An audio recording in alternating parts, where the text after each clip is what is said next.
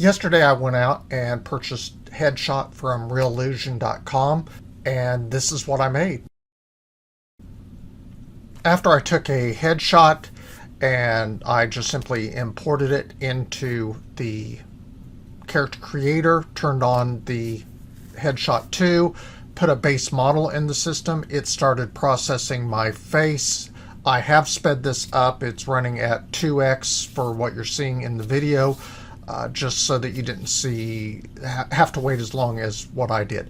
But still, the entire process took approximately 6 minutes to take a photo, import it, apply it, get the AI to do the processing. Now, I did use the pro processing rather than the auto.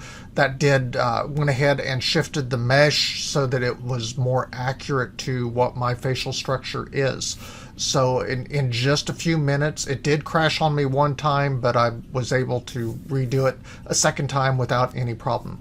I tried the auto. It captured the hair and the beard a little bit, but it did not get the mesh as accurate. Adding clothes was real easy with the default clothing that came with it. I mean, who wants to, and that's not a very accurate body of me currently. It's maybe when 30 years ago, that might have been a little bit more accurate.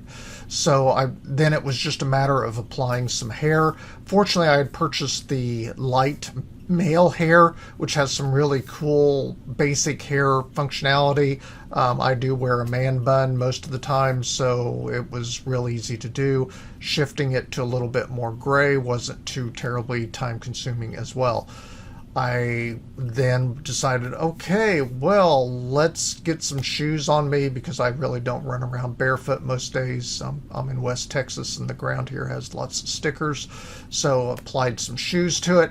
And then I thought, well, this is going so quickly, so easily. I mean, total right now, I'm about 5 minutes into the project. So I thought, let's go ahead and add some facial hair. So I jumped over to beard. I didn't like the country style once I applied it. It looked a little bit too Western for me. My beard's not that thick, or my mustache is not that thick or heavy. So I went ahead and got rid of the mustache off the system, or off the character, went ahead and re-enabled the chin and stubble, and then just shifted it a little bit more gray. In just a few minutes, as you can see, I was able to create a character. It's now ready to be exported to Unity or Unreal, and I can use this character now for a game or virtual production and run them around.